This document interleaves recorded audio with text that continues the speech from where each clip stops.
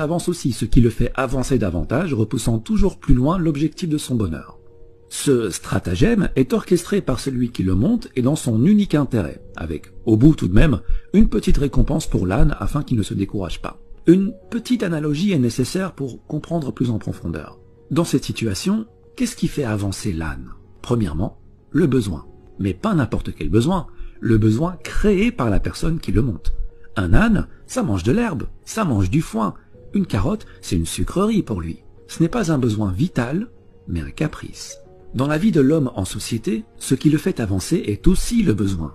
Le besoin de consommation dont la nécessité n'est pas vitale, mais a été induite par l'éducation, la publicité, les médias. Deuxièmement, l'insatisfaction.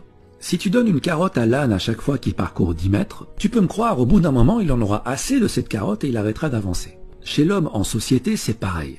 Il faut le maintenir dans une zone d'insatisfaction assez élevée pour que son besoin ne soit pas totalement comblé, mais assez basse pour qu'il soit prêt à refournir les efforts nécessaires afin d'assouvir ce besoin. Concrètement, si ton patron te donne 10 000 € par mois, tu seras totalement satisfait et ce n'est pas dans son intérêt puisqu'avec cet argent et un minimum d'intelligence financière, tu investiras dans l'immobilier pour dégager des revenus automatiques et plus besoin de patron. Il est perdant, tu es gagnant, ce n'est pas dans son intérêt donc il doit te payer beaucoup moins. Et s'il te donne que 800 € par mois, il se doutera bien que tu iras chez la concurrence, ce qui n'est pas dans son intérêt non plus. Donc il va s'aligner pour te donner juste de quoi subvenir à tes besoins. Et voilà, la roue tourne.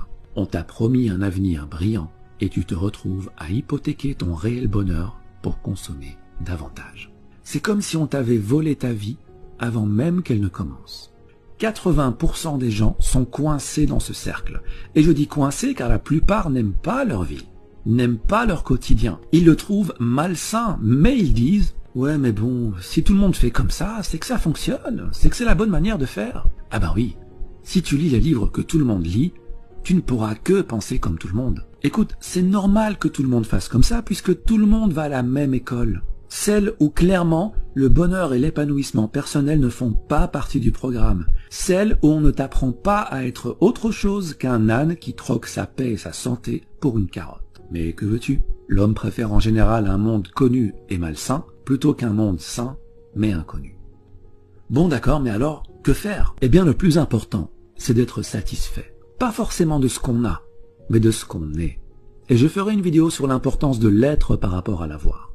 En gros, si tu fais partie de ces 20% de gens qui sont heureux dans leur métro, boulot, dodo et qui, pour rien au monde, ne changeraient leurs habitudes, c'est bingo, tu as compris la vie et je souhaite de tout cœur que le bonheur que tu ressens se perpétue.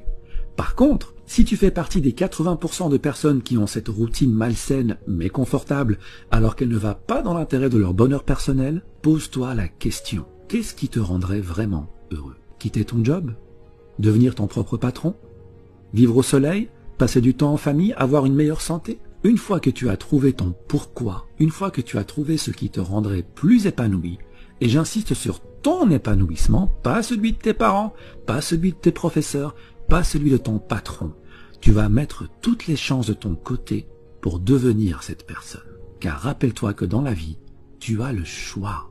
Tu peux choisir de rester à accumuler 7 ans de ta vie devant la télé, car oui, à raison de 2h30 par jour sur 65 ans de vie, t'arrives à 7 ans. Tu peux aussi choisir de rester 15 ans à faire défiler les stories sur ton téléphone, comme tu peux choisir d'utiliser ce temps à te perfectionner dans ce que tu veux être. On dit que 50 heures de pratique dans un nouveau domaine peut déjà produire d'excellents résultats. Il faut jusqu'à 50 000 heures de pratique pour devenir un maître en la matière qui peut changer le monde. Mais en moyenne, 500 heures de pratique te permettront largement d'acquérir une nouvelle compétence, de la maîtriser et de pouvoir l'enseigner. Cela représente 13 semaines à raison de 38 heures par semaine, ce qui fait à peu près 3 mois et demi à plein temps. Si en 3 mois et demi, tu peux acquérir une nouvelle compétence et la maîtriser, combien pourrais-tu en acquérir sur 40 ans de carrière? Et des compétences, des opportunités, des champs de carottes, t'en as à la pelle. Donc voilà ce que tu vas faire. Tu vas arrêter la procrastination, car le temps passe vite et un jour arrivera où il n'y aura plus de lendemain. Tu vas sortir des rangs et marcher sur le chemin le moins fréquenté. Ton chemin, pas celui des autres. Celui qui te rend libre, celui que tu as choisi pour toi. Tu seras seul, c'est normal. Tu perdras le soutien de certains, c'est normal. Mais tu seras enfin ce que tu as toujours voulu être. tu suivras enfin cette petite voix à l'intérieur de toi qui t'a toujours appelé en vain et que tu as enfin décidé d'écouter. Et c'est ça le bonheur. Être notre véritable nous, tout simplement.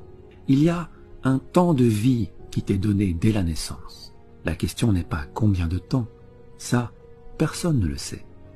La question est comment tu utilises ce temps. C'est ça qui va déterminer ton bonheur.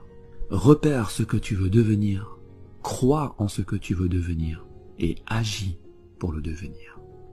Il ne faut pas oublier que bien que le temps soit immortel, toi, tu ne l'es pas. Alors utilise-le sagement et marche sur le chemin qui te convient le mieux. Merci et à bientôt.